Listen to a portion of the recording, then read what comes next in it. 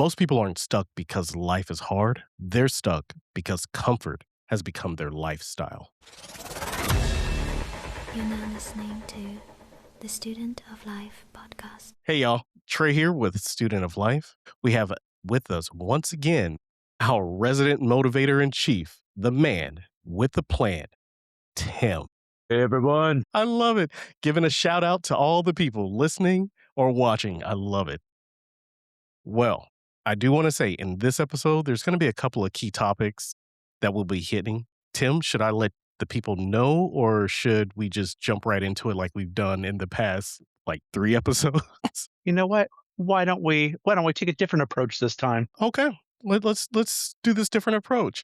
Well, this episode will be hitting on many topics, from instant gratification, convenience addiction, avoiding struggle, and escapism. I know some of these might be triggering, but hopefully not, because, this is really just a conversation. Now, I know that we said that we're not going to just jump into it. We're going to try a different approach. But if I hit on any of these points and you start jumping in there, you know what? I'm just going to let you roll with it.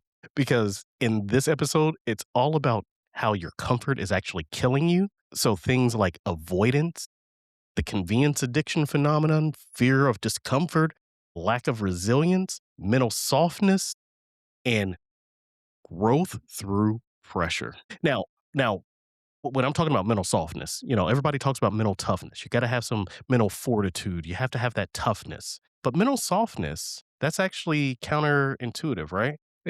I've actually not heard that very often with the mental softness. Yes, being tough mentally with resilience and strength and all of that, but the softness part, not so much. You don't get that term soft when they're talking about Tim.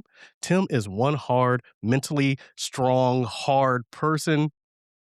But that's what I'm saying. So you haven't heard that term mental softness because it's the opposite side of it, right? And I don't think that most people really realize that that's probably where they're in is that mental softness phase. So yeah, we're going to definitely talk about that when we get into the nitty gritty of things. But here's my question to you, my true question. And this is where we can go back and forth because I know you're itching. You're itching to get into it. Do people fear failure or discomfort? Ooh, I think that's an equal 50-50 of both right there.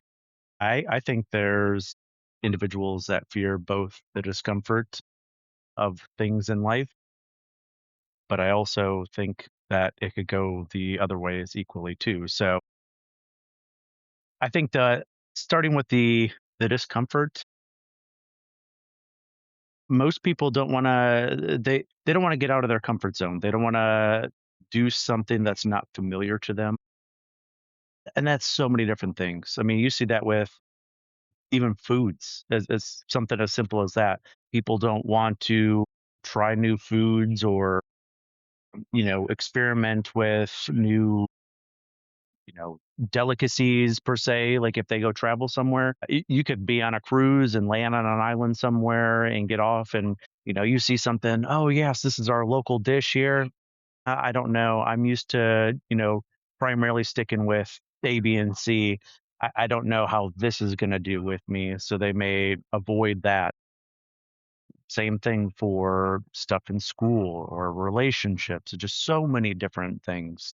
They want to stick with what's been known to them for so long and what they've built that repetitive pattern with, because as soon as something pushes them outside of their comfort zone, even slightly, things go awry. They might panic, they might, that it's endless. So Mhm. I think that discomfort touches a lot of different areas in people's lives. Discomfort. Wow. So it's crazy that you went with discomfort. Or actually you said that it could be both equally. And I don't think that personally I don't believe that it can be equal. I think that I think that most people will fear failure. Discomfort, people can embrace the suck is what they used to say in the military, and it sucks. Yeah. You're discomforted, you're tired or whatever, you're going through things. Yes, embrace that. Most people can embrace that discomfort, but it's that failure. I think that that's what people are afraid of. It's like, okay, so if I try to do something, if I try, and what if I fail? What if I don't make the money back that I've invested into starting my business?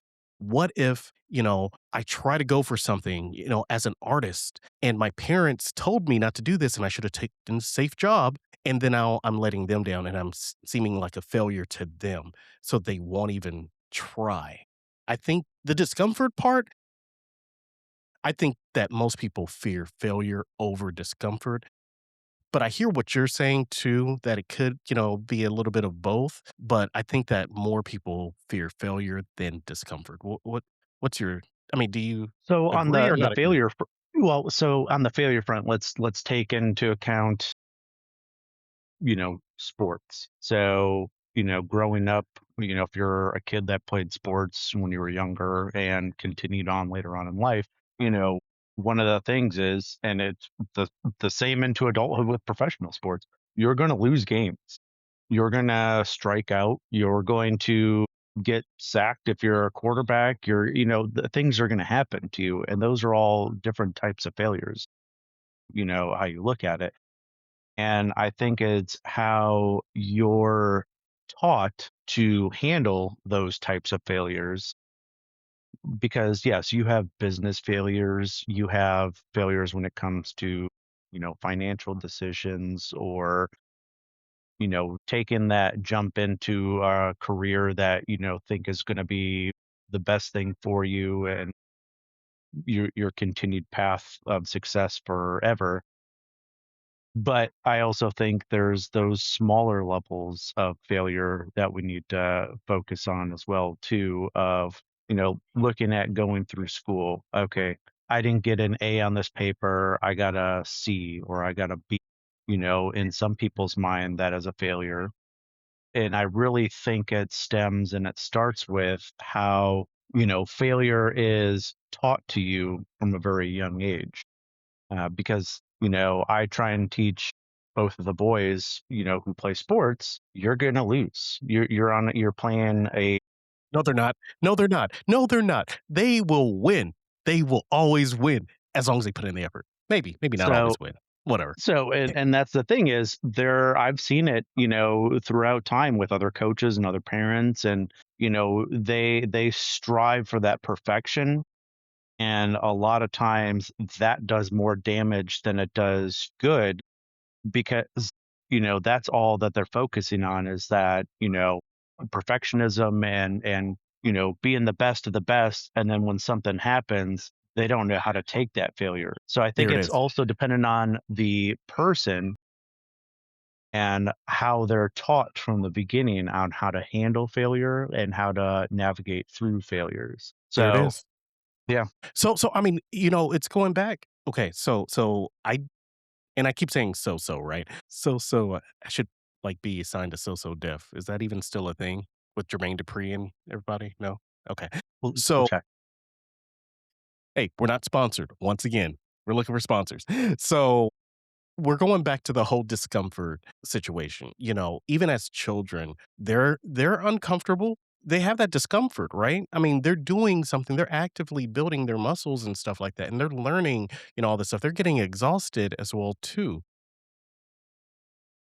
But they're willing to go through that and push themselves. But that fear of failure or how to deal with it, if they're not taught that, then yeah, they're gonna have that fear. And then that'll probably prevent them from wanting to grow because they're going to be like, "Ooh, I don't wanna fail." Or if they fail, they don't know how to get out of it. So I think that, that this whole growth and comfort, it can't exist in the same place for long. Like, you're gonna be uncomfortable if you wanna grow. Well, and so one a good example is that is, networking with individuals. And that's one, another life skill I try and teach the kids is, we'll be out places and, I might just a simple hello or, conversing with individuals that I don't know. And it's that finite balance of, I know the whole stranger danger thing and not wanting to talk to people that you don't know, but at the same time, showing them that, hey, there's going to be times where you're going to need to talk to people that in a public setting that you might need help from something, or you might need additional information on something, or you might, just strike up a candid conversation about, whatever the topic is. And it's okay to be able to do that. You want to be able to feel comfortable doing it. I tell them all the time, I travel, all over the place for work, and I find myself in all sorts of different, hotels and airports and, places all over where I'm having to talk to people, all the time, someone new, someone different. So you have to I think it's a two-faced or a two-pronged approach. It's you have to be able to not be uncomfortable talking to people that you don't know, because that helps you be successful in life, because you're going through job interviews, you're going to, it's applicable to everything in life. And if you're not willing to step out of your comfort zone for certain things, you may end up failing at something else because of it.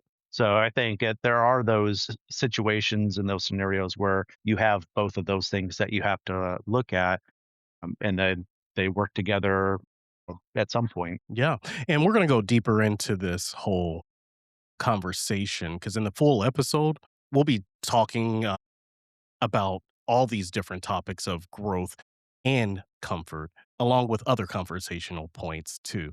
But if you want to keep following this journey, go ahead and subscribe on Patreon for the full package. And if this content here that you just got at just the tip was just enough, then feel free to hit that like and subscribe button and let's continue to learn, grow, and live together. We're going to go ahead and take a break.